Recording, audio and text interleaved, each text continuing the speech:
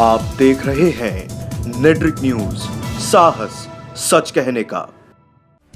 दिल्ली से सटे नोएडा थाना 58 क्षेत्र के सेक्टर 62 में स्थित बारक्लेक्स टावर के गेट नंबर 1 के पास बाहर खड़ी गाड़ियों पर अचानक से बिजली का तार टूटकर गिरने से भगदड़ मच गई और देखते ही देखते कुछ ही देर में गाड़ियां धू-धू करके जलने लगी।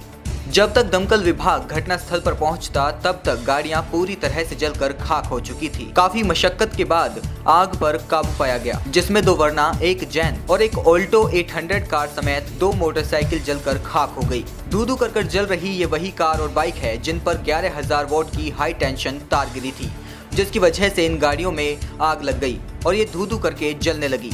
सूचना मिलते ही दमकल की 2 गाड़ियां मौके पर पहुंच चुकी थी। हालांकि तब तक काफी देर हो चुकी थी और आग ने 4 कार और 2 बाइक को जलाकर खाक कर दिया था।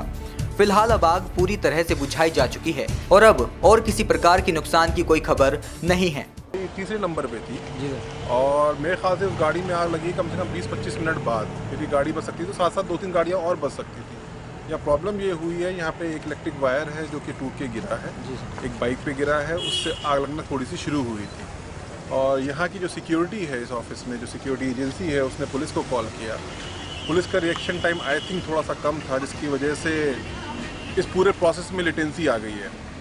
और थोड़ी देर बाद पुलिस ने जो है बिजली विभाग को कॉल किया, उन्होंने बिजली वहाँ से कट डाउन करी।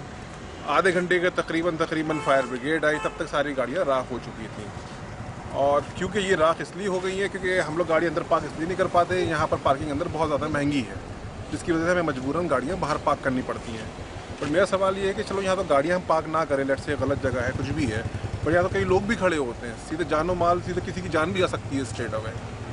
तो यही कंसर्न है स्टेट से या जो भी सिटी के यहाँ पे लोग कंसर्न डिपार्टमेंट है या कंसर्न लोग हैं कि वो किस तरह की प्रिकॉशन और किस तरह का ये जो फायर ब्रिगेड का रिएक्शन टाइम है ये कैसे कम हो सकता है।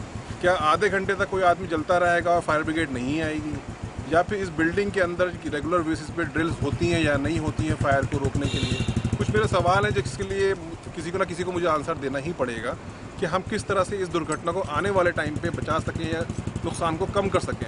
बस मैं इस बात से मुझे थोड़ी सी राहत है कि किसी इंसान का नुकसान यहाँ पे नहीं हुआ। सर, ये जो किसी को क्या आप दोषी मानते हैं इस घटना के लिए? दोषी देखिए, it's a pure accident. First of all ये वायरिंग बाहर हुई हुई है, वायरिंग अंडरग्राउंड क्यों नहीं है? पूरी दुनिया में हर जगह वायरिंग अंडरग्राउंड हो रही है, इस वायरिंग बाहर क्यों है?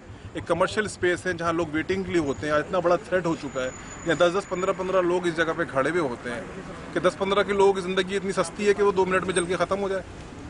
तो इसके लिए डेफिनेटली एक स्टेट रिस्पॉन्सिबल है, सिटी रिस्पॉन्सिबल है, प्लानिंग रिस्पॉन्सिबल है। कुछ भी हो सकता है। तो आज गाड़ियों में आग लगी है, कल मैं तो अपना सोचता हूँ ना, खड़ा हुआ, कल मैं गाड़ी में बैठा हुआ था, मैं ख़त्म हो चुका था। आग इतनी भयानक थी कि गाड़ियों में लगी आग को बुझाया नहीं जा सका और जब तक दमकल विभाग घटनास्थल पर पहुंचता तब तक गाड़ियां जलकर खाक हो चुकी थी। नोएडा से नेट्रिक न्यूज के लिए कौसर आलम की रिपोर्ट।